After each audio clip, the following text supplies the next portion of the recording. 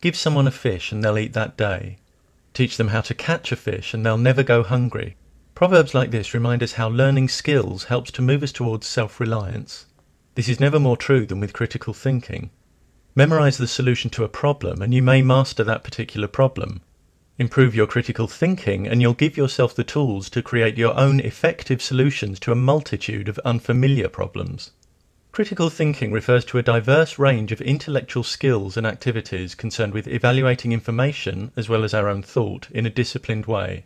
When we're willing and able to examine our own capability as thinkers, acknowledging problems and weaknesses, this can help us refine our thought processes so that we learn to think and assess information in a more comprehensive way that increases our ability to identify and reject false ideas and ideologies.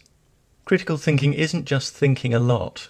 A person may spend a great deal of intellectual energy defending a flawed position or pursuing a question that actually needs reformulating before progress can begin. If they never examine possible flaws and biases behind their approach, that's not thinking critically. We must want to be better at thinking, to pinpoint and minimize any biasing influence on our thought from culture and upbringing, to seek out and be guided by knowledge and evidence that fits with reality, even if it refutes our cherished beliefs. Indeed, when we think critically, beliefs tend not to be cherished, but held on the understanding that if they're shown to be unfounded, a change of position is the most appropriate response.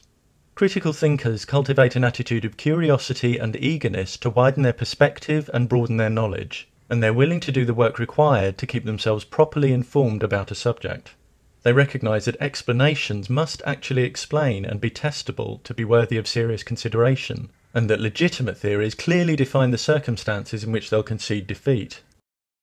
Critical thinking embraces skepticism. Skepticism doesn't mean an indiscriminate rejection of ideas, as some mistakenly believe. It refers to doubting and suspending our judgment about claims with which we're presented, so that we don't simply accept claims which might be unjustified, but first take the time to understand them, examining the reasoning and possible assumptions and biases behind them.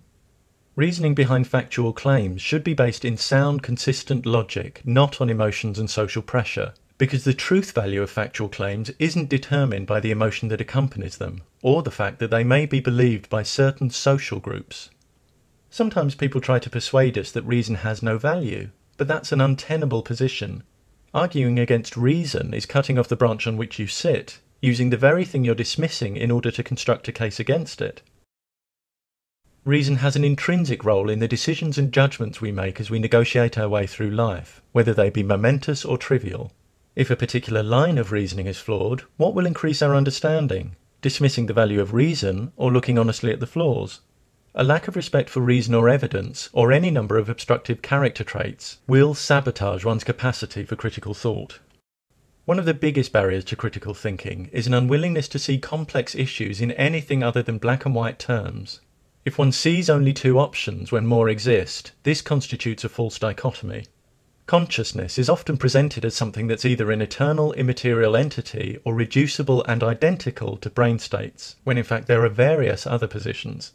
Many divide people into those who accept evolution and those who believe in specific gods, when these categories are not mutually exclusive. If we think in false dichotomies, we'll tend to draw false conclusions, for example by judging that if option A is false, option B must be true. We may also misrepresent others by wrongly assuming that if they don't hold attitude X, they must hold attitude Y. Black and white thinking often reflects an underlying reluctance or refusal to deal with the uncertainty that results from complexity and an absence of definite answers. But leaping to flawed conclusions because you can't tolerate the ambiguity of not knowing is not about truth or curiosity, but comfort. The critical thinker can handle uncertainty, preferring to be aware of their own areas of ignorance, and they can wait for valid evidence and evidence-based answers.